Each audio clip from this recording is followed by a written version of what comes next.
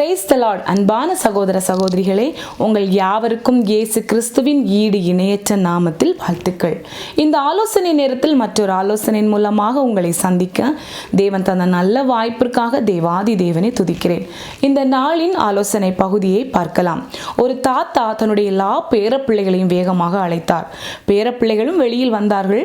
தாத்தா மிக ஒரு பெரிய ஒரு கல்லை ஒன்றை வைத்திருந்தார். அந்த கல்லை உடைப்பதற்காக ஒரு சுத்தியலையும் வைத்திருந்தார்.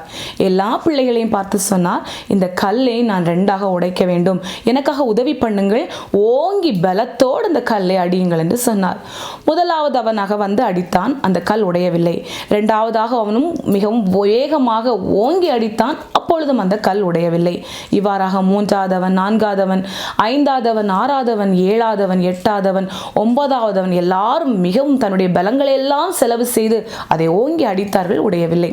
பத்தாவதாக ஒருத்தன் வேகமாக ஓங்கி அடித்தான், அந்த கல் உடைந்தது.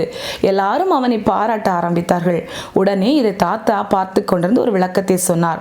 முதலாவதாக இந்த கல்லை ஓங்கி அடிக்கும் போது இது உடைய ஆரம்பித்தது, ஆனால் நம்முடைய கண்கள் அதை காணவில்லை. ஆனால் பத்தாவதாக நாம் உடைக்கும் போது அந்த கல் ரெண்டாக உடைந்தது, அதை நம்முடைய கண்கள் கண்டது என்று சொன்னார். ஆம் அருமையானவர்களே, நாமும் கூட இந்த எக்ஸாம் காலங்கள் நெருங்கி கொண்டிருக்கும் போது அநேக சப்ஜெக்ட்களை ஒதுக்கி வைக்கிறோம். எனக்கு இது தெரியாது, எனக்கு இது புரியாது, நான் படித்தாலும் என் மண்டையில் ஏறாது என்று பல காரணங்களை சொல்லி ஒதுக்கி கொண்டிருக்கிறோம். முதலாவதாக படிக்கும்போது நிச்சயமாக நமக்கு அது புரியாது. 10வது முறை 15வது முறை நாம் படிக்கும்போது நிச்சயமாக நமக்கு அது புரியும். நாம் நம்பிக்கையோடு செயல்பட வேண்டும். படிக்கின்ற நேரங்களில் எல்லா பாடங்களையும் நேசித்து படித்தால் நிச்சயமாக நம்முடைய வாழ்க்கையின் எதிர்காலம் மிகவும் அருமையானதாக இருக்கும். நம்முடைய வேத புத்தகத்தில் உன் நம்பிக்கை வீண் போகாது என்று கர்த்தர் ஒரு அழகான வாக்குத்தத்தத்தை தந்திருக்கிறார். இந்த வசனத்தை ஏற்றுக்கொண்டு நம்பிக்கையோடு முயற்சியோடு நாம் அநேக முறை அதை பிராக்டிஸ் பண்ணும்போது நிச்சயமாக நமக்கு அது எளிமையானதாக மாறும்.